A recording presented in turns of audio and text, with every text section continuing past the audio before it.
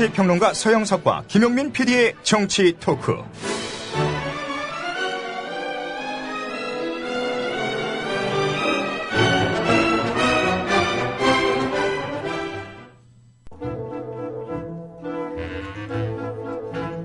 제 딸을 위해 만들었습니다. 뾰루지가 안 나게 자극을 없애고 순하게. 제조시 파라벤, 타르, 계면 활성제, 인공 향료도 빼고 피부 호흡을 방해하는 실리콘 성분도 빼고. 아빠가 딸을 위해 만든 화장품 지니 내추럴. 검색창에 지니 내추럴을 검색하세요. 안전한 원료, 합리적 가격, 건강한 피부, 세 가지 소원을 들어주는 지니 내추럴.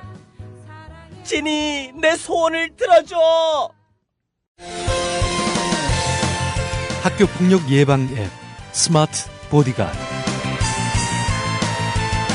스마트폰 왕따 문자 등 사이버 학교폭력이 6배 이상 늘었습니다. 학교폭력은 언제나 욕설, 모욕, 협박과 같은 폭력 문자를 동반합니다. 그런 학교폭력 문자만을 감지하여 부모님께 알려드립니다. 미리 알면 예방할 수 있습니다. 구글 플레이에서 학교폭력 예방 전문 어플 스마트 보디가드를 설치하세요. 지금 설치하고 먼저 무료 이용해보세요. 사흘만 하늘 아래에 다녀올 수 있다면 첫째 날은 세종대왕님께 감사의 큰절을 올리겠다. 둘째 날엔 김구 선생님께 뜨거운 술을 한잔 올리고 싶다. 그리고 셋째 날엔 청산하지 못한 우리의 아픈 역사, 친일파들을 꼭 처단하고 오리라. 나는 컨대 우리 라이프 상주는 민족 정기를 일컫는 상주가 되겠습니다. 여러분이 가입하신 해비시 프로를 국민TV에 후원하겠습니다. 가입하실 때 국민TV에 후원해달라고 말씀해주세요. 1600-3267 앞뒤가 다른 1600-3267 우리 라이프 상조 홍대리였습니다. 정부에선 빚내서 집 사라는데 사야 할지 말아야 할지 모르겠어요. 사회생활 하려면 경제 지식이 필수인데 어디서 마땅히 배울 데도 없고. 아이고, 뉴스를 봐도 뭔 소리인지 한 개도 모르겠고 누가 좀 속 시원히 알려줬으면 좋겠습니다. 아직도 신문이나 주간지를 통해 정보를 얻으시나요? 이제 보다 정확하고 심도 있는 실시간 현실 경제 정보를 받아보실 수 있습니다. 대한민국 대표 민간 싱크탱크 김광수 경제연구소. 김광수 경제연구소의 경제시평으로 현실을 꿰뚫어 보십시오. 가입 문의는 031-908-0172. 검색창에 김광수 경제연구소를 검색하세요. 2014년 1월 새해를 맞아서 국민TV 라디오가 개편을 했고요. 그 첫 번째 서영석 김용민의 정치 토크입니다. 지난 그 시즌에는 2시간이었는데 네. 1시간으로 쪼그라들었고요. 또 방금 뉴스피드가 연장 방송하는 바람에 한 1분 정도 연장 방송을 했습니다. 예. 그러다 보니까 오늘 또 더 쪼그라들었습니다. 전 대환영입니다. 예. 근데 퇴근 시간이 늦어지잖아요. 그렇지 말입니다. 이 칼퇴근을 못하게 만든 데 대해서 뭐 불만은 있지만 어떡합니까? 또 다음 개편을 기다려야죠. 다음에는 한 밤 12시에 편성을 해가지고 우리 서 이사님으로 하여금 전의를 상실하게 만들어야 되지 않겠는가. 뭐 저를 그렇게까지 해서 쫓아낸다면 방법이 없죠. 농담입니다. 예. 잘 모셔야 되는데 사실 저희는 유수하게 훌륭하신 우리 수많은 연사 출연진들을 좀 빛내고 저희는 백스테이지에서 뒷받침하는 것이 도리라고 생각을 해서 그렇게 좀 빈자리마다 이렇게 사라지진 않고 빈자리마다 이렇게 계속 찾아다니면서 서영석 김용민의 정치 토크 그 자리를 잡고 있습니다. 자, 서 이사님. 네. 어제 박근혜 대통령 신년 기자회견. 네. 이거 보시면서 참 저는 조국의 미래가 이렇게 암담해질 수가 있는가 싶은 생각이 다행히 들었습니다. 안 봤어요. 안 보셨어요? 왜냐하면 그때 바로 라디오 비평을 하고 있었기 때문에. 그런 생각도 했었어요. 사실 편성 책임자로서 오전 10시부터 이거 생중계하는 게 어떨까 그런 생각을 했는데. 생중계 하시지 그랬어요.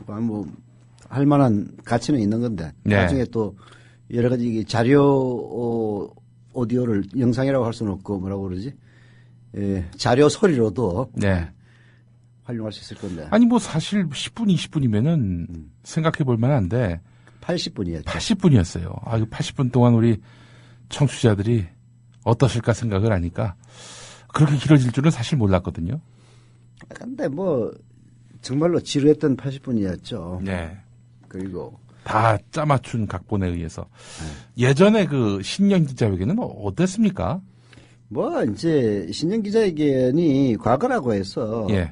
크게 달랐던 건 아닙니다. 예. 근데 다만 이제 노무현 대통령 때가 조금 달랐죠. 그러면 지금 그 이정현 그 홍보수석이 말이죠. 아무개 신문, 아무개 기자 이렇게 직접 지목을 하고 뭐 기자는 또 손을 들고 이것도 다 짜고 치는 겁니까? 그렇죠. 그걸 왜 그럼 도대체 짜고 치는 거예요? 어떻게 했느냐면은 대통령의 기자회견은 사전에 조율을 합니다. 청와대에도 이제 기자실에 간사가 있는데 기자실에 중앙기자실, 지방기자실 이렇게 이제 간사들이 모여가지고 자 이번에는 어떤 방식으로 질문할 것이냐, 그 질문하는 회사는 누가 될 것이냐, 이게 이제 되게 심지뽑기를 했거든요. 그래서 심지뽑기에 따라서 이제 합니다. 그것도 방송은 방송대로, 신문은 신문대로, 인터넷은 인터넷대로 이런 식으로 이제 나눠서 심지뽑기를 했기 때문에 고루고루 들어갔죠. 예. 그렇게 해서 질문할 언론사가 선정이 되면은 그 질문할 언론사에게 질문할 말하자면 질문 내용을 달라 해서 질문 내용을 여러 개 복수로 주면 그 중에 한 개를 선택해서 예. 해주는 대략 이제 이런 방식이었는데요.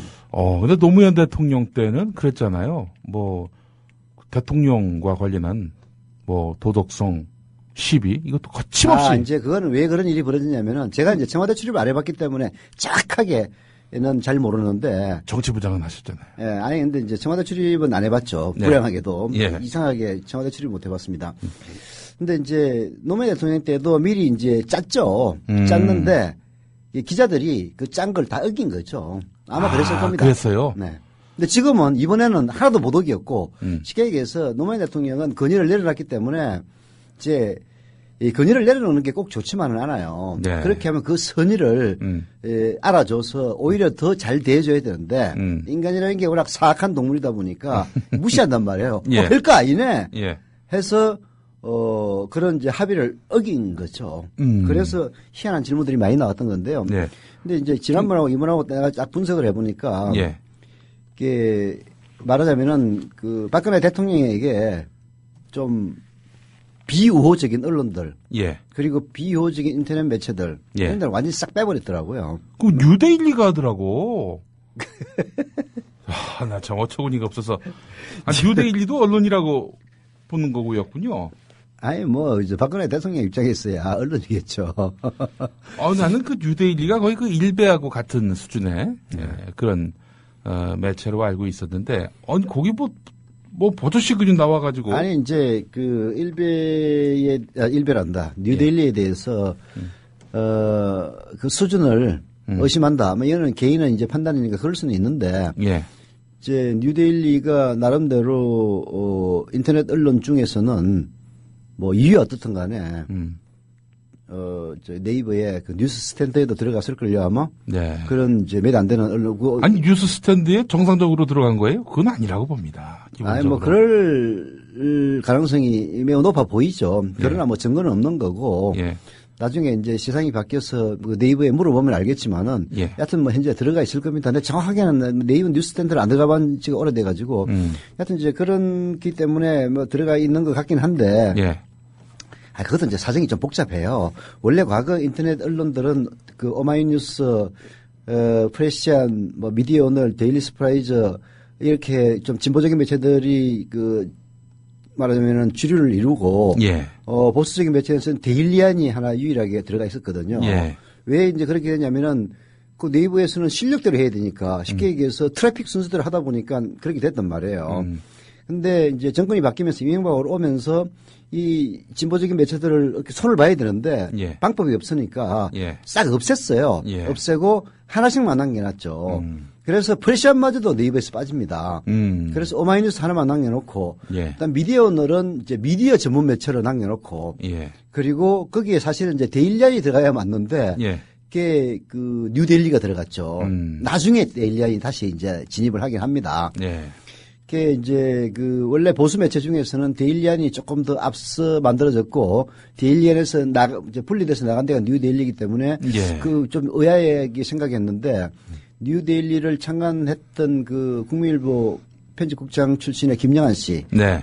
아마 이 경영난에 못 이겨서 예. 그 조선일보 임복일 씨인가요? 나 정확히 이름은 잘 기억이 안 나는데 조선일보 출신의 임복일 씨 맞습니다. 그분에게 이제 넘기고 예. 뭐 그분의 그 백그라운드가 결국은 들어가게 하지 않았느냐 그렇게 언론계에서는 보고 있더라고요. 예. 여하튼 그래서 뉴델리의 보도 수준에 대해서는 난 뭐 지금 뉴델리의 그 보도를 단 한 번도 본 적이 없기 때문에 이게 구체적으로는 잘 모르지만은 여기저기 들려오는 평가로는 좀 수준 이하다. 예. 너무 좀 심하다. 예. 이건 매체라기보다는 뭔가 좀 프로파간다 이 선전 의혹 매체에 가깝다. 뭐 이런 평가들은 들었는데요. 예. 어떻든 평가에 어떻든 간에 박근혜 대통령의 입장에서는 자기가 가장 우호적인 예. 뭐 그런 언론이라는 점에서 인터넷 매체 중에 하나로 선정하지 않았느냐. 예. 대략 그렇게 짐작이 가죠. 예. 그런데 그렇게 하면은 좀 정상적인 상식을 갖고 있는 사람들은 뒤에서 웃죠. 아이고, 참, 어디 할 데가 없어가지고, 뉴델리 같은 데를 차라리 데일리아를 하든지 아니면 아예 하지를 말든지, 예를 들어서 뭐 오마이뉴스라든지 이런 데 해놓으면은, 박근혜 대통령이 그 쩔쩔멜, 곤란한 질문을 하든가 과거 그 노무현 대통령 때처럼 합의를 어기고 다른 질문을 할 수도 있는 거거든요. 예. 아니, 그렇다고 뭐 패죽일 겁니까? 그렇잖아요. 나중에 끽 해봤자 뭐 그 출입 정지시키고 징계하는 수밖에 없거든. 기자실 입장에서는. 이제 그런 게 겁나서 아예 빼버렸을 수가 있죠. 봐요. 한겨레신문, 경향신문 하나도 안 들어가지 않습니까? JTBC 안 들어갔죠? 네. 채널 A가 들어갔지 않습니까? 채널 A도 물어봤고요. 동아일보도 물어봤습니다. 그거 아마 이제 심지뽑기도, 아니, 난 정확하게 청와대 출입 기자들 사이에 뭐 어떤 내용이 있는지 그 미디어들 기자한테 물어보면 알 건데. 하여간 그렇습니다. 어제 기자회견은 말 그대로 그냥 다 연극이었다. 뭐 이렇게 봐야 되지 않겠는가. 그게 그 박근혜 대통령도 마찬가지고 그 주변의 참모들도 이게 이 본신의 실력을 보이는 그러한 형태의 기자회견에 대해서 어마어마하게 부담감을 느끼고 예. 그것 때문에 또 커다란 실수를 하지 않을까 엄청난 부담을 느끼는 것 같아요. 예. 근데 사실은 이제 하기 싫은데 예. 심지어는 뭐 중앙일보라든지 이 보수적인 매체에서도 대통령이 기자회견 안 하고 도대체 뭐 하냐. 네. 겁내지 마라. 예. 있는 그대로 얘기하면 된다. 막 이런 식으로 차마 입에 담을 수 없는 있는 그대로 얘기하면 된다. 겁내지 마라. 이게 사실은 있는 그대로 이야기하면은 피박이지. 대박이 아니라.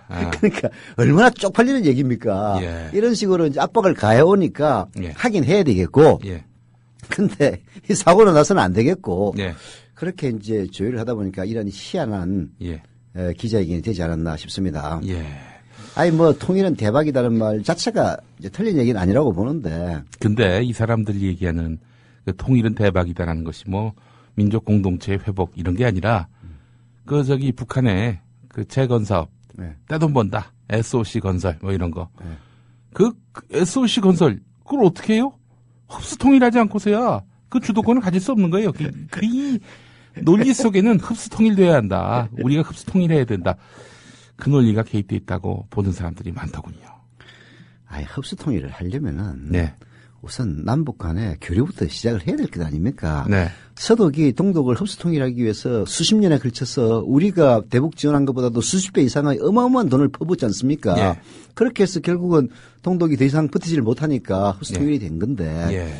아니 우리는 뭐 북한에 개성공단 하나 만들어 놓은 것도 그거 못 잡아가지고 그냥 그야말로 지랄 발광 수준을 하고 현대가 저기 북한에 갖다 놓은 금강산 관광 사업이라든지 이런 거 하나 제대로 두 눈 뜨고 못 봐줘가지고 물론 이제 북한도 그때 이제 사람을 쏴 죽이고 했다는 것은 큰 문제는 있는 거죠. 예. 하여튼 그런 문제들은 여하튼 어떻게든 이제 해결을 해야 되는 건데 해결을 하지 않고 그냥 배째라 니들은 응징을 해야 돼 이런 식으로 나가다 보니까 응징은 뭐 했습니까? 뭐 지금 전시작전 통제권도 없는 나라가 무슨 응징을 해?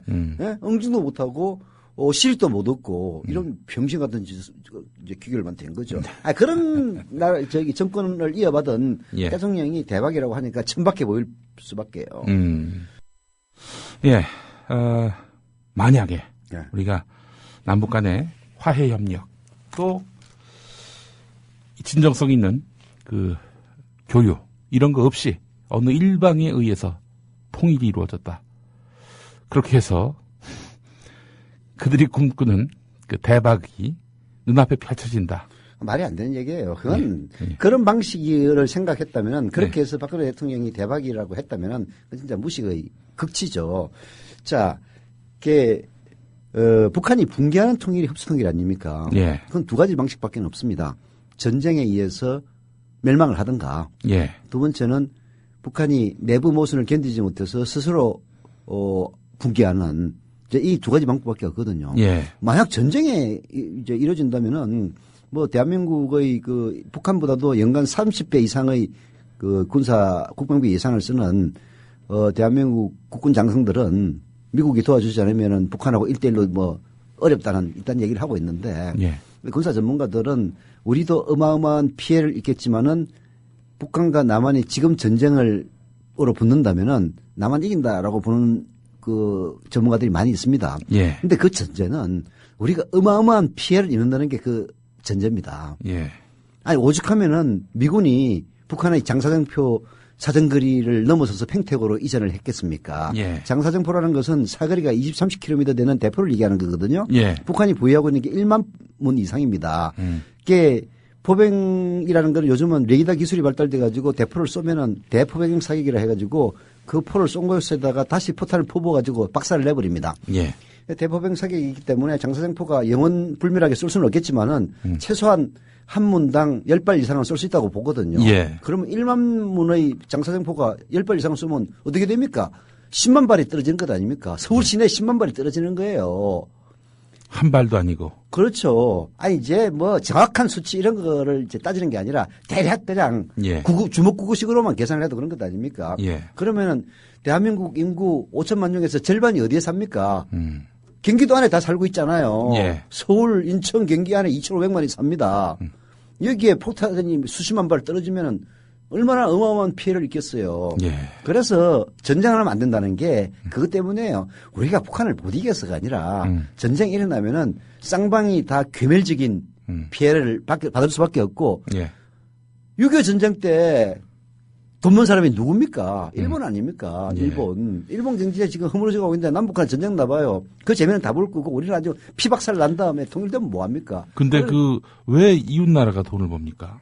이제 전장 물자라든지 이런 것 때문에 돈을 우리도 근처에 있으니까. 그렇죠. 저기 월남전 때 우리가 돈 많이 벌었지 않습니까? 예. 사실 뭐 월남전 특수도 많이 누렸죠. 그래서 결국 파병까지 했습니다만은 자 전쟁으로 인한 통일이 된다면은 서로 쌍방이 피박살이 나는 것이기 때문에 대박이 될 수가 없는 것 아닙니까? 예. 자 그렇게 안 하고 북한이 자체 붕괴에 의해서 정권이 무너졌다고 칩시다. 예. 그러면은 그야말로 수백만 명의 난민이 발생할 건데 그 난민을 어디서 받아줄 겁니까? 결국은 우리가 난민 캠프 만들고 해서 다 받아줘야 될 것 아닙니까? 예. 북한이 연착륙을 하지 못한 상태에서 붕괴를 해버리면은 예. 그 붕괴된 수백만 명의 난민을 부양하는 데만 해도 몇백조 원이 들지 아무도 알 수가 없는 겁니다. 물론 나중에 뭐 아까 얘기했다시피 그런 SOC 북한의 사업에 우리나라 재벌 들어가서 떼돈을 벌지는 모르죠. 그러나 우리 국민들이 혈세를 내서 결국은 북한이 이 내부 붕괴를 한 뒤에 연착륙을 해서 뭔가 새로 일어날 때까지 전부 우리 세금으로 다 때려 부어야 될 것 아닙니까? 게다가 또 그 난민들이나 혹은 뭐 이 북한의 그 주민들 이 사람들하고 남한의 주민들하고 계급이 또 형성이 돼요. 그렇죠. 남북 갈등이 생기죠. 이래 버리면은 이 언제 어떻게 또 이게 서로에게 위협이 될지 모르는. 그러니까 남북 간의 통일을 한다는 것은 참으로 조심스럽게 접근해야 될 사안입니다. 예. 결국 통일이라는 것은 힘이 센 사람이 힘이 약한 데를 어떻게든지 흡수하거나 예. 아니면은 뭐 연방제 통일을 하든가 여하튼 그런 방법으로 되는 것 아닙니까? 예. 자, 그렇게 하려면은 서로 신뢰를 구축하고 북한이 완전히 멸망하지 않도록 도와주고 그리고 그 과정에서 우리 실익도 찾고 예를 들어서 개성공단이 좋은 모델 아닙니까? 예. 우리나라 중소기업들이 중국만 가더라도 인건비가 비싼데 예. 중국 인건비의 3분의 1, 4분의 1 수준이 북한 개성공단이란 말이에요. 예. 그래서 개성공단 들어간 사람들은 이렇게 전국이 불안해지기 전까지는 다 돈 벌었습니다. 예. 심지어는 거기 가가지고 군인으로 갔던 사람이 오리온 초코파이 있지 않습니까? 예. 그거를 납품 많은 사업을 해가지고 한테 대박을 친 사람도 있어요. 예. 오리온 초코파이가 하루에만 10만 개, 뭐 수십만 개가 들어간다고 그러더라고요. 그 비만과 당뇨에 안 좋은데. 아이, 그건 남한 얘기고, 북한처럼 워낙 못 먹는 데서는 예. 초코파이가 어마어마한 인기가 있고, 예. 그리고, 남한이 잘 산다. 예. 정말 잘 먹고 잘 산다는 인상을 준 매우 중요한 것 중에 하나가 바로 초코파이라는 거예요. 그렇죠. 남한 사회에 대한 동경심을 막 불러일으켰던 거 아닙니까? 아니, 그러니까 뭐 조갑지라든지 이런 사람들 뭐 무찌러져 오랑캐 북진통일 이런 얘기보다도 주석궁을 탱크를 몰고 그래, 가가지고 땅크로 어쩌고 이런 지랄보다도 예. 오히려 초코파이 하나가 더 큰 역할을 했다는 거죠. 예. 여하튼 그런 방식으로 어떻게든 꼬셔서 햇볕 정책이 뭡니까? 결국은 그렇게 꽁꽁 닫아 놓은 걸 갖다가 이런 초코파이에 햇빛을 비침으로써 예. 조금씩 열고 결국은 통일로 가자 그 얘기 아닙니까? 예. 사실은 햇빛 정책도요. 예. 말하자면은 부드러운 흡수 통일론입니다. 예. 사실 김대중 대통령도 그런 얘기하면 북한이 기분 나빠니까 입으로 꺼내지는 못했지만은 예. 그 얘기 아닙니까? 이게 남북한의 전쟁 없이 부드럽게 서로 교류를 하다 보면은 예. 북한도 남한의 체제의 그 강점을 알게 될 것이고 예. 그럼 북한이 내부 계획을 하든가 예. 계획을 못하면은 결국은 우리한테 동화될 거다. 뭐 그런 전제가 깔려 있는 거거든요. 그러고 보면은 진짜 김대중 대통령이야말로 흡수 통일의 길을 열어놓은. 그렇게 현실적으로 예. 부드럽게. 예. 아니 사실은 북한이 남한에 대해서 지금 뭐 김정은이가 이 와중에서도 대화를 하자고 나서는 이유가 어디에 있겠습니까? 예. 결국은 남북 간의 교류의 창을 열어놓은 김정은 대통령의 공로가 있기 때문에 뭐 자기들도 뭐 따가워서 그러기는 하겠습니다만은 이게 참 전략적인 사고를 해야 되는데 박근혜 정권 하는 꼴락선지를 보면은 진짜 아니 난 다른 건 몰라도요. 예. 남북 정책에 관해서만은 예. 최소한 이명박보다는 나을 것이다라고 생각을 했는데 예. 요즘 하는 것들 보면은 진짜 전략이 있는 건지 그야말로 그 머리에 닭똥만 들어있는 게 아닌지. 아니 이 정권은 말이죠. 특히 보수 정권은 당리당략밖에 없어요. 자기들이 계속 집권하는 거 말고는 관심이 없어요. 집권하는데 북한이 도움이 된다.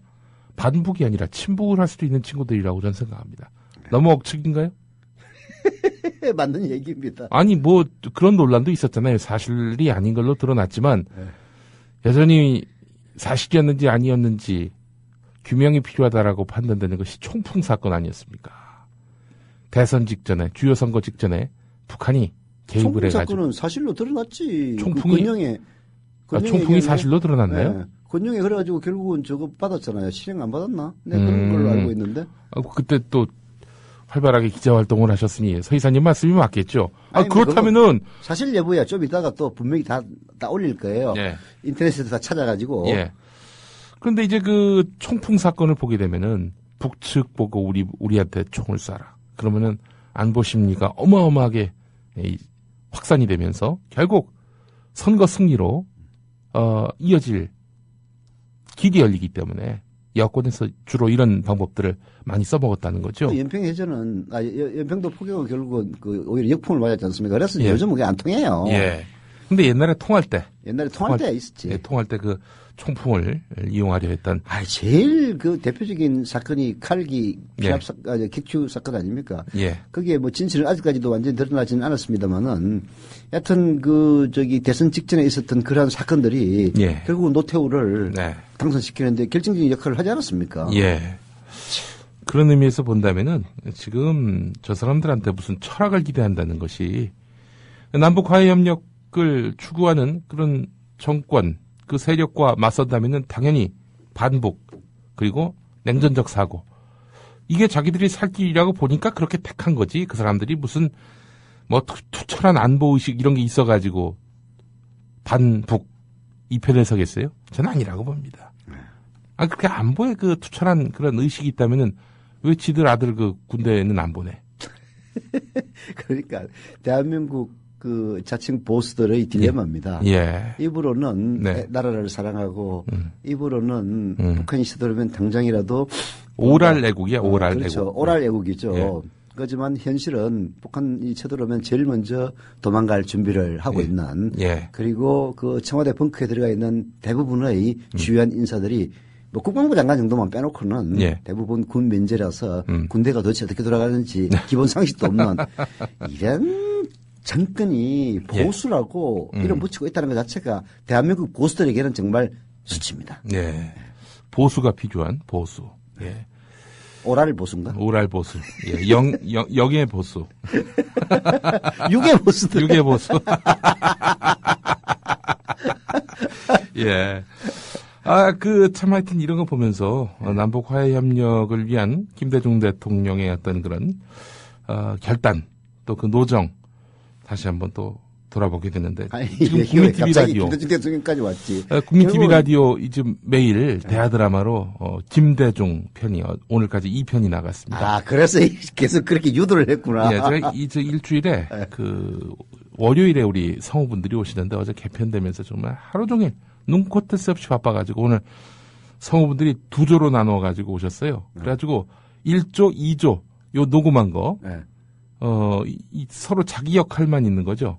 이 둘을 믹싱을 해야 돼. 내일 무지하게 드라마 제작 작업이 잘못하면 그 편집 사고도 나겠다. 아이, 그런 사고는 저한테는 나지 않습니다. 예. 근데 하여간 그 김대중 대통령의 그 일대기를 제가 쭉 그 대본으로 만들면서 느낀 건데, 이 양반은 보수 편에 서는 것이 딱 맞는 그런 삶이었더라고요. 이게 어떻게 된 거냐면은, 해방 이후 좌우 대립이 극심할 때 조선신민당이라는 당이 있었어요. 공산당이었습니다. 한마디로 얘기해서. 여기 갔더니 소련을 새로운 조국으로 모시자. 이런 공산주의자들, 극렬 공산주의자들이 판을 치고 있었던 거죠. 가지고 아니 이 사람들아, 일제에게 속박당한 게 얼마나 억울해서 우리가 독립운동을 했느냐. 그런데 이제 와서 소련을 새 조국으로 맞이하자고? 이 정신 나간 사람들아, 당신들하고 일 안 해? 하고 이렇게 결별을 선언합니다. 그리고 그 당시에 이제 우익이었던 한민당에 이제 가세를 합니다. 한민당이 지금의 민주당이에요, 한마디로 얘기해서. 그렇지 않습니까? 네. 7시가 됐군요. 네. 한민당. 그래서 그 이후에 또 전쟁 때는 6.25, 그날에 서울에 있어서 이 목포 사람, 김대중이. 근데 갑자기 물밀듯이 북한군이 내려오면서 6월 28일 새벽에 결국에는 서울을 장악하잖아요. 네. 피난을 못 갔어요. 이 양반이 그 나룻배를 타고 몰래 남쪽으로 내려가서 천리길 400km 떨어진 목포까지 걸어갔다가 거기 있던 공산군에게 붙잡혀가지고 아니 400km를 걸어가지고 어떻게 붙잡혀? 그 집에 갔는데 네. 식구들이 있으니까 또 저 신혼이었거든요. 그때 김홍일 씨가 막 태어나고. 거기 또 목포까지 그 북한 인민군한테 점령이 됐었구만. 그렇죠. 아니 자기 발걸음보다 인민군이 더 빠르지. 빨라도. 그러다가 결국에는 이 사형에 처할 뻔하다가 그야말로 기사회생을 한 거죠. 이게 공산주의하고는 별로 인연이 안 좋았구만. 예, 대단히 오히려 안 좋았습니다. 공산당 남도당 당원이었던 박정희하고는 딱 정반대의 길을 걸었군요. 예. 아니 그래서 이제 김대중 대통령이 조선신민당 그때 결별을 했는데도 불구하고 거기 잠시 가세했다고 그런 이유로 5공화국 정권이 김대중은 빨갱이다 이렇게 낙인을 박은 거예요. 아니 남도당 군사 세포로 그냥 죽기 일보 직전까지 갔던 박정희에 비하면은 그건 뭐 게임이 안 되는 거지. 예. 그런 김대중 대통령 사실상 그야말로 북한과 척을 지고 또 얼마나 색깔론의 그 희생자였습니까? 북한과 의도적으로라도 가까이 하고 싶지 않을 겁니다. 예. 그럼에도 불구하고 이 민족의 미래를 위해서는 남북 화해 협력 그런 정책. 소리를 하니까 고향이 강원도가 아니라 전라도란 얘기를 듣는 거야. 그런 소리를 하시니까 우리 서영석 기사님은 전라남도 산청에서 태어났다는 얘기를 듣는 거 아닙니까? 전라남도 진주라고. 전라남도 진주. 아니, 진주 잘 어딘지 잘 몰라가지고 전남 진주라면은 믿는 사람 있다니까. 참나.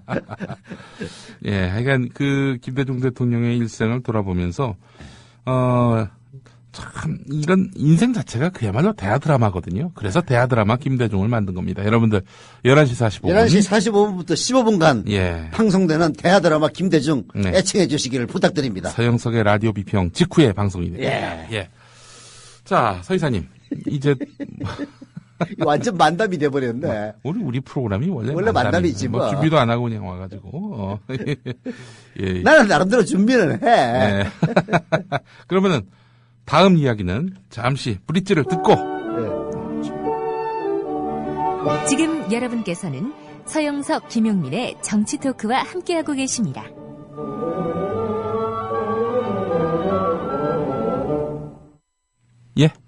예, 바로 우리 청취자분 중에서 한 분이 총폭 사건은 사실이다라면서 아주 긴 글을 올려주셨네요. 아, 그렇군요. 총폭 사건 1997년 대한민국 제15대 대통령 선거 직전에 당시 한나라당 후보였던 이회창 측에서 지지율을 높이기 위해 베이징에서 아시아 태평양 평화위원회, 태평화위원회라 그러죠. 북한 참사인 박충을 만나서 조선인민민주주의공화국에서 휴전선에서 무력 시위를 해달라고 요청한 사건.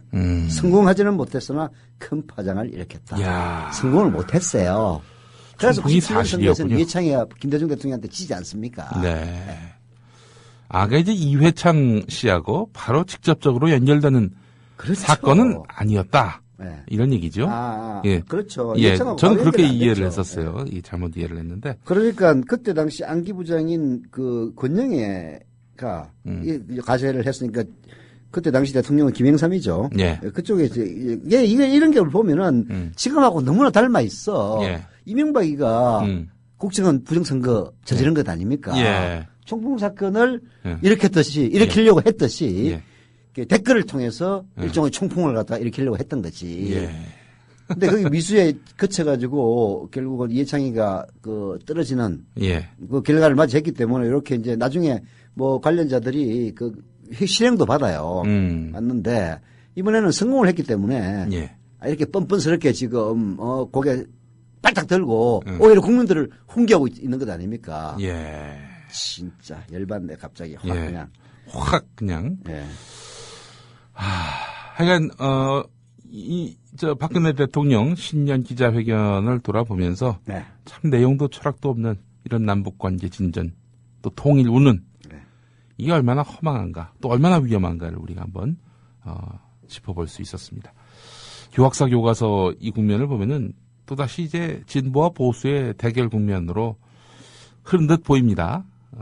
근데 진보와 보수의 대결이라기보다는 그야말로 상식과 몰상식, 친일과 그 민족주의 대결인 것 같아요. 오히려 이거는 사실 교학사 교과서는 뭐 전문가들도 심지어는 일본에서도 우리 후소시아 교과서보다도 좀 질이 정도가 더 심하다 그런 평가까지 받지 않습니까? 거기에서 유일하게 박근혜에게 유리한 거라고는 자기 아버지를 조금 더 미화했다 그 정도거든요. 나머지는 전부 일본을 미화하는 겁니다. 그리고 일본에 저항했던 일본과 싸웠던 사람들을 폐마시키는 거고 이런 거를 대한민국 국사교과서라고 만들어 놓은 인간들이 대한민국의 보수의 이른바 멘토들이라고 이 자기들이 운영한다는 걸 보면요. 진짜 그 수준 쪽팔리는 겁니다. 그러니까 그 채택이 안 된 거고 일부 이제 교장들이 압력을 넣어가지고 이제 채택을 하려고 하다가 결국은 학부모들이라든지 동문들에게 된통 얻어 터지고 딱 처리하지 않았습니까? 마지막으로 전주 상상군가요? 거기서도 이제 처리했다고 들었는데. 이게 말하자면 한 군데도 채택이 안 된 거예요. 한 군데 지금 청송여고. 한 군데는 됐습니까? 청송여고 이제 한 학년에 대략 뭐 한 500명 안 넘을 거예요 요즘에. 500불을 교학사 교과서가 500불을 찍어야 된다는 얘기입니까? 아닌데 500불을 찍을 수 있나요? 모르죠. 뭐 많이 찍어가지고 전부 쓰레기통에 집어넣든지 해야 되겠지. 아니 근데 그런 교과서를 채택하는 학교가 한 학교라도 있다는 게 정말 창피한 겁니다. 무슨 일본 뭐 무슨 학교에 일본 우익 학교에 무슨 분교가 있는 것도 아니고 아니 그런 교과서를 그런 걸 교과서라고 만들어서 검증에 통과시켜준 이 우리나라의 교육부라는 데도 토무지 그게 대한민국의 교육부인지 일본의 교육부 문부성인지 알 수가 없는 거고. 근데 통과시킨 정도가 아니라 이 지금 철회한 학교들 있잖아요. 교학사, 한국사. 뭐 특별감찰관을 보내가지고 왜 철회했는지 또 조사한다며. 참나. 그리고 한 600개 넘는 그런 오류가 추가로 발견된 거는 수정한 이후입니다. 수정한 이후에도 600개의 오류가 발견됐다는 거는 교학사 교과서와 관련해서 이 역사학자들이 검증을 안 해줬다라고 해도 과언이 아닙니다. 그래서 교육부가 그 600가지가 무엇인지 좀 알려달라, 슬쩍 귀뜸해달라 이렇게 역사학회 쪽에다가 문의를 했대요. 그래서 역사학회 쪽에서 절대 알려주지 말라 이렇게 또 공문을 보냈다고 합니다. 이메일로.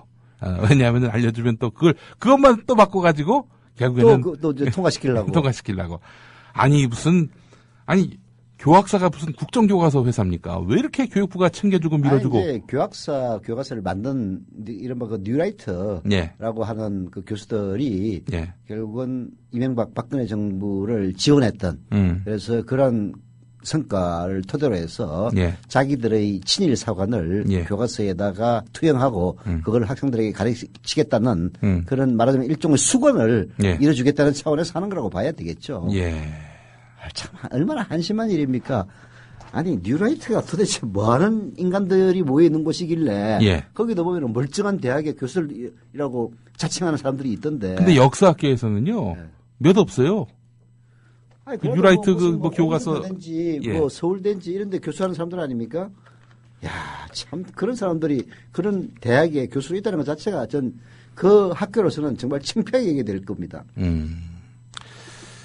참 그런데 그렇게 해서 아이들한테 역사 교육을 한들 아니 우리가 솔직히 얘기해서 서이사님이나 저는 이제 70년대 때 태어나서 80년대에 이제 초등학교, 중학교를 다녔고 90년대에 이르러서 이제 고등학교를 다녔는데 70년대 고등학교나 사실 80년대 때 제가 뭐 중학교 다니나 국사 교육은 거의 대동소이했어요. 근현대사는 뭐 거의 뭐 언급도 없고요.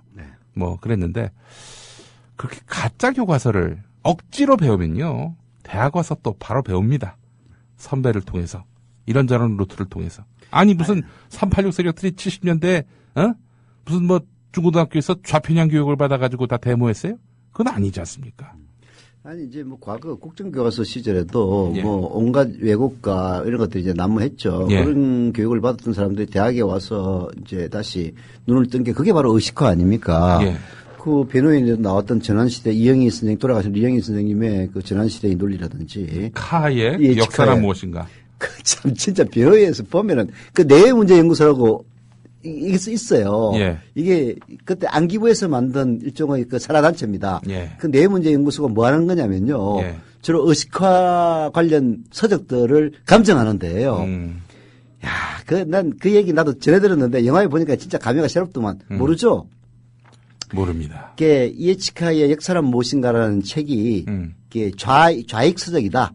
공산주의를 찬양하는 서적이다라고 내외문제연구소에 문의를 하니까 내외문제연구소에 그 전문가라는 인간이 나와가지고 재판에서 맞다고 증언을 합니다. 자, 그래서 이제 이런 말하자면 공산주의를 찬양하는 서적을 갖고 있었으니까 이제 결국은 처벌을 받는다. 이런 논리를 갖다가 이제 그 검사가 팬 거예요. 그거를 노무현 대통령이 어떻게 깨부시느냐. 걔들 참 무식하더라고. 이에치카가 영국 외교관으로서 모스크바에 오랫동안 근무를 했어요.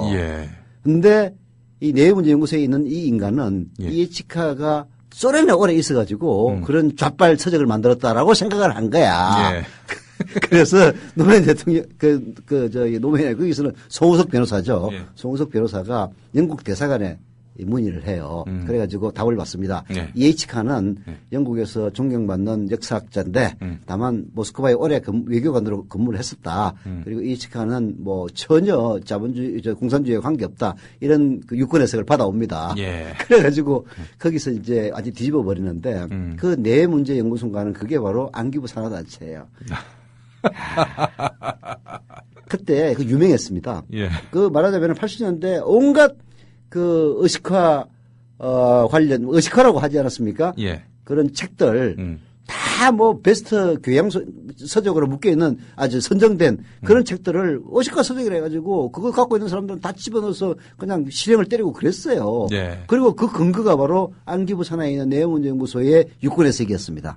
얼마나 참 대체 그 영화 보면서 그 생각이 나더라고 그때. 저도 군대 제대하고 나서 이 82년도인가요? 그때 이 남양주 쪽으로 야학하던 후배 교사들과 같이 MT를 갔다가 거기서 순서들한테 붙들립니다. 붙들렸는데 이게 제가 이제 그 중에서 대장이다 해가지고 제가 외대를 다녔으니까 청년의 경찰서로 이첩을 해가지고 조사를 받았는데요. 예. 그때 문제가 된 서적이 바로 그 TK생. 그 역사학자 그분 성함이 어떻게 까먹었다. 네. 그 유명한 그 선생님인데 예. 그분이 TK생이라는 이름으로 일본에 편지를 쓰는 그 형식으로 일본의 무슨 잡지에다가 전두환 군사들 그 김영관 교수.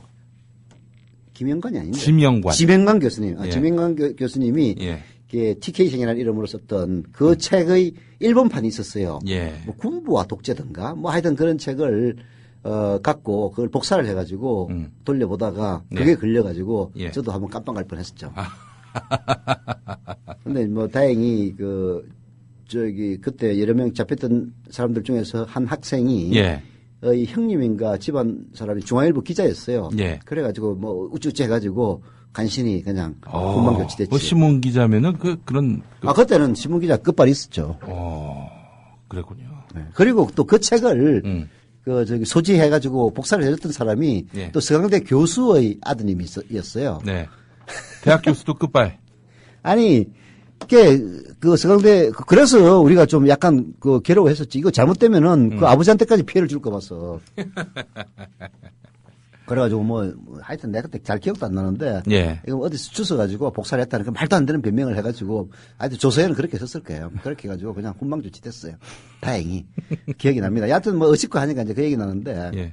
주워서 복사를 했다. 네? 아니, 그런 거짓말을 믿어줍니까? 근데 이제 어차피 그때 그 중앙일보 기자 출신의 그 누구 형님이 이제 보내라 하니까 예. 형식적으로 이제 조서를 쓰는데 그렇게 이제 얘기를 했던 기억이 나고요. 네. 왜 어시카 얘기가 나왔냐면은 그런 엉터리 교과서에서 교육을 받아도 예. 결국은 대학에 가서 예. 새롭게 눈을 뜨고 하지 않았습니까? 네. 오히려 그래가지고 더 말하자면은 이 시대에 대해서 더 크게 저항하는 그런 일들이 비일비재했단 말이에요. 예. 그런 민주화의 온갖 고난을 겪어가지고 드디어 우리 역사를 우리의 사관에 의해서 기술해서 그게 자율적으로 채택되는 시대에 왔는데 이거를 거꾸로 지금 돌리려고 하니까 사람들이 전부 들고 일어나는 것 아닙니까?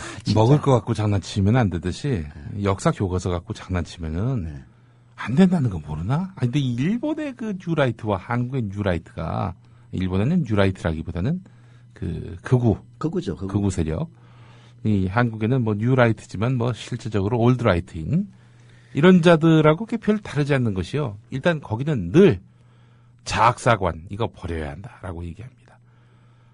굴곡진, 잘못된, 오도된 그런 현대사에 대한 냉철한 반성을 자학사관이라고 말해요.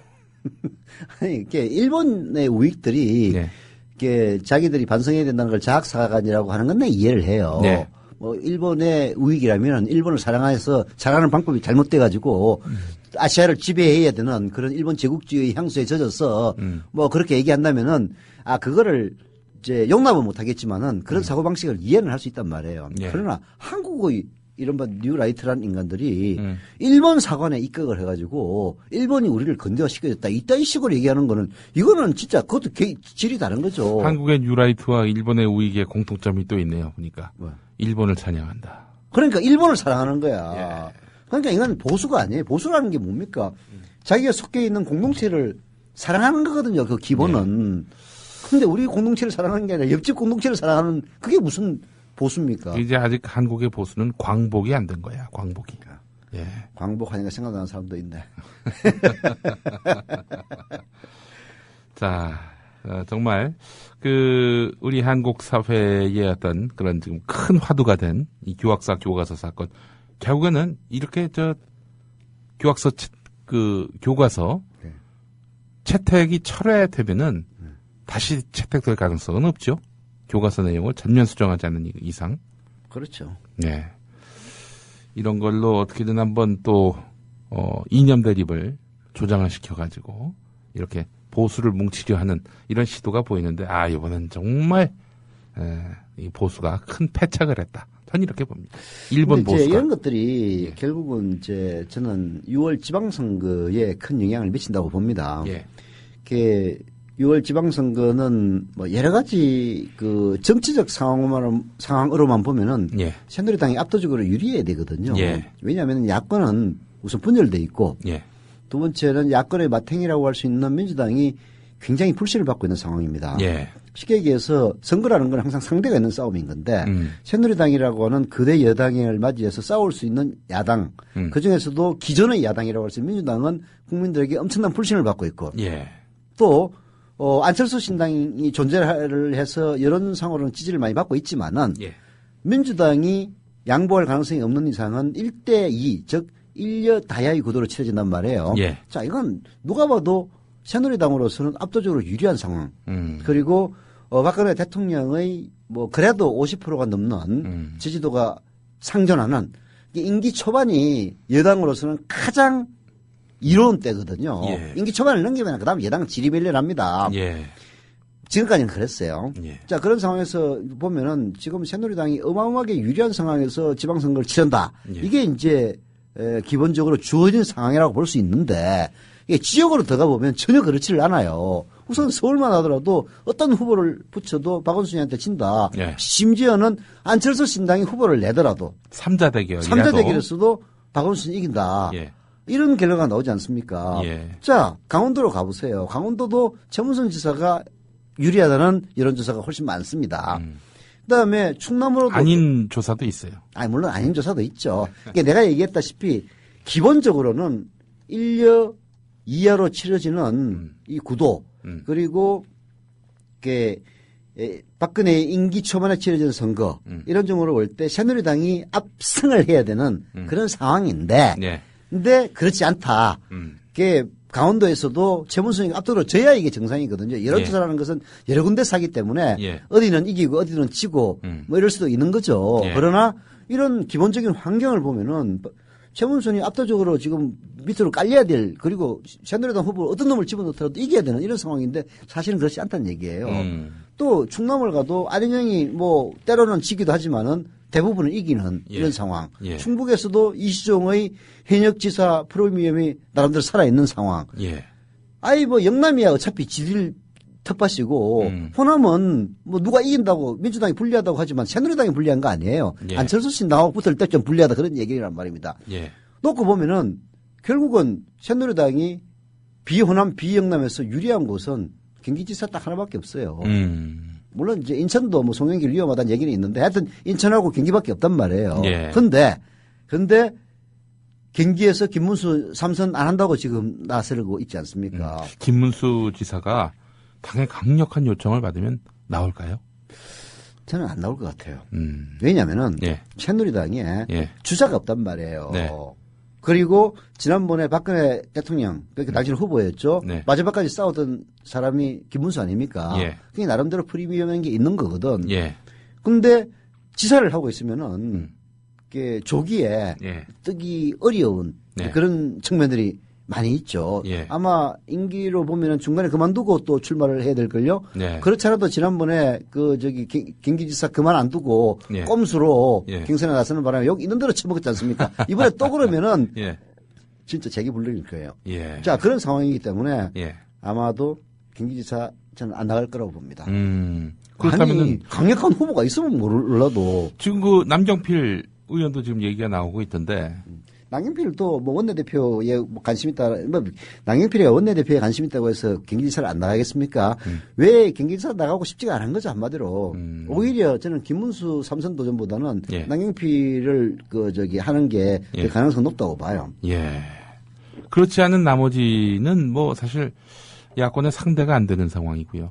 그 야권에서 지금 김진표 의원이 상당히 좀 호각세입니다. 근데 저는 이게 보면서 느낀 건데요. 네. 안철수 신당이 이제 얼마 전 우리 정치 토크에도 나오셨던 윤여준 선생, 윤여준 전 장관이 이제 가세를 했는데, 저는 사실은 안철수 신당이 가장 좀, 빈약했던 부분이 뭐냐면은 전략. 그리고 새정치 말은 많이 나오는데 구체적인 액션도 없고 전략도 없고 그래 보여서 이거 뭐 그냥 말로만 새정치 아닌가. 윤여준 선생이 같이 했으면 나름대로 좀 모양은 갖추겠네. 그런데. 상당히 그러니까 뭔가 내용 있는 새정치를 앞으로 펼 가능성이 있지 않겠는가 이 민주당이 그냥 넉넉고 있다가는 크게 당할 가능성도 있겠다. 이렇게 또 전망이 됩니다. 근데 이제 하나 세부적으로 나가 보면은 예. 근데 그 전에 윤여준 장관이 왜 안철수 캠프에 가세를 했을까요? 그분이 그런 게 있어. 마음이 좀 약한 분이야. 오라고 그러면은 그냥 여러 번 찾아가면은 또 그렇게 또 사람을 모질게 내치지 못하는 또 이런 따뜻한 심성을 가지신 분이기도 하고요, 말이죠. 제가 느낀 바는 그렇습니다. 예. 아니, 이제 이런 거겠죠. 예. 어차피 민주당과 안철수 신당은 예. 저는 상호 보완적 관계라고 봐요. 하나가 하나를 내치는 그런 건 아닙니다. 다만 이제 호남에서는 이제 서로 경쟁 관계 있지만은 예. 전체적인 측면에서 보면은 야권에서 서로 상호 보완적 관계에 있다. 저는 그렇게 봅니다. 예. 결국은 민주당의 지지세가 떨어져 나갔을 때 그 지지세가 한나라당, 새누리당으로 가지 못하게 만드는 게 안철수 신당이란 말이에요. 새누리당에서 가져올 수 있을까요? 뭐 일부 가져올 수 있다고 봐야죠. 특히 이제 박근혜 정권이 조기에 민심을 잃으면은 그게 실망하는 세력들은 민주당보다는 안철수 신당을 택할 가능성이 높죠. 그래서 사실은 그 박정희 대통령 참배 이게 전략적 차원에서 택한 것이 아니겠는가 이렇게 또 보여져요. 보면은. 뭐 그럴 수도 있죠. 근데 이제 현충원을 가가지고 국립현충원을 가서 김대중 대통령의 묘소만 참배를 하고 박정희 이승만을 또 외면한다면 거기에 따르는 뭐 부담도 많이 받았겠죠. 뭐 저 개인적으로는 박정희나 이승만에게 참배를 하는 데 대해서는 절대 찬성할 수는 없지만은 나름대로 이제 건전한 합리적인 보수의 민심을 수립한다는 차원에서 아니 뭐 우리 역사에서 현존했던 대통령들이고 그러니 그리고 국립은 이제 묻혀 있지 않습니까? 뭐 쫓겨난 것도 아니고 그런 상황에서 뭐 참배를 했다 그렇게 핑계는 될 수가 있겠죠. 여하튼 그런 것들이 박근혜 정권이 실민심을 했을 때 흩어지는 이른바 친여 성향의 표를 흡수하기 위한 전략적 차원에서 뭐 보는 거는 너무나 당연한 거죠. 오늘은 왜 이렇게 또 안철수 의원을 이렇게 또 띄워주십니까? 근데 박정희 길을 따르겠다 뭐 이런 것들은 좀 심했다 싶어가지고 제가 얘기를 한 거지. 아니 그거 사실 그 부분은 참 미묘한 문제긴 해요.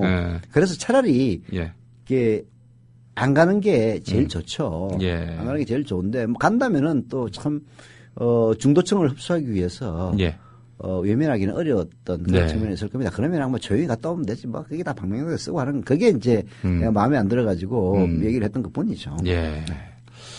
그렇군요. 자, 하여튼 안철수 신당 그 민주당은 어떻게 대응을 해야 됩니까? 지금 제가 봤을 때는 뭐 그냥 잘 안 될 거다. 이렇게 좀 제일 비관적으로 좋은 방법 딱 하나 있습니다. 뭡니까? 김한길 대표가 물러나서 비상체제로 가면 됩니다. 아니 뭐 그 대과도 없는데 이런 상황에서 그냥 선거 전망이 암울하다고 그렇게 해서 대표 보고 그만두라고 하는 것도 이게 왜 대가가 없어요? 대과가 있습니까? 있죠. 아니 지지도가 10%대까지 떨어졌으면 그건 대표가 책임을 져야지 그럼 누가 책임을 집니까? 또 지난번 또 10월 재보선에서 완패를 했고. 그렇죠. 그리고 또 실제 여론조사를 보면요. 현재 김한길 대표가 물러서면 민주당을 지지하겠다는 사람들도 꽤 있습니다. 아니 그런데 이 여론조사 때문에 선거도 아니고 여론조사 때문에 그렇게 물러나는 것도 글쎄 이제 참 그 가장 좋은 방법이긴 한데 저는 김한길 대표와 전병헌 원내대표가 말하자면 민주당의 지지도 추락에 대한 책임을 지고 사임을 하고 비상체제로 선거에 임한다면은 그나마 현재 민주당으로서 선거를 임할 수 있는 베스트의 자세라고 봅니다.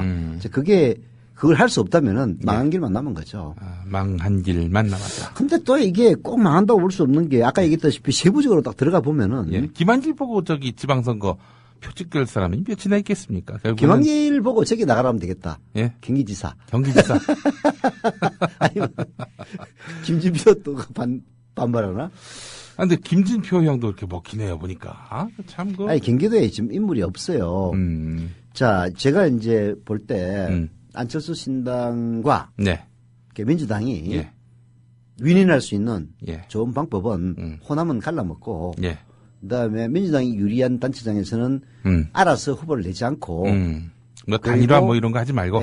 단일화든 하지 말고, 대신, 경기도를 안철수 신당에 주는 방법이 있는데 문제는 경기도에 안철수 신당 쪽에서 출마할 만한 사람이 없다는 데 있어요. 지금 저 송호창 의원, 과천 그쪽에 또 지역구를 둔 송호창 의원이 자천 타천으로 또 거론되고 있는 것 워낙 같습니다. 사람이 없다 보니까 송호창 의원도 거론이 되긴 하는데 그러나 뭐 김진표 의원처럼 오랫동안 닦아온 이런 사람에 비해서는 좀 역부족인 그런 느낌도 들죠.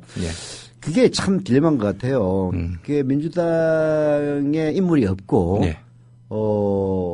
안철수 신당에 유력한 인물이 있다면은 경기도를 안철수 신당에 딱 주면은 이게 서로가 윈윈할 수 있는 구도가 되거든요. 근데 참 세상이라는 게 뜻대로 안 되는 거라. 하여튼 될 사람을 또 밀어주고 또 이렇게 지원해주고 그런 또 야권에서 누구 때문에 졌다 이런 얘기가 안 나오는 그런 구도 속에서 서로 좀 공통의 지혜를 좀 모아서 대안을 찾아봐야 될 것 같은데.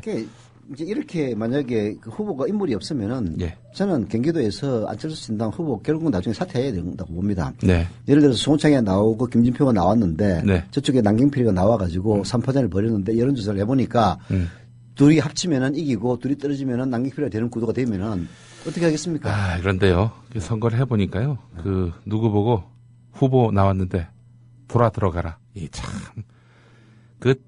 제안하기도 그렇고 제안받기도 그렇고 참 그게 그렇습니다. 근데 대부분 여론에서 결정이 돼요. 아슬아슬하면 몰라도 이게 뭐 김진표 예를 들어서 남경필 30, 김진표 27, 송호창 5 이런 식으로 나오면은 둘이 합치면 무조건 이기는데 그리고 단일 후보로 나왔을 때 또 그것도 질문을 또 해요. 이제 이렇게 해보면은 자연스럽게 이제 물러날 수밖에 없는 그런 압박이 되죠. 하여튼 선거의 계절이 돌아왔습니다. 저희가 또 다음 주 화요일에 선거 이야기를 좀 심층적으로 다뤄보겠습니다. 서 이사님 수고하셨습니다. 첫날이다 보니까 좀 중구난방이 된 거 이해해 주세요. 안녕히 계십시오.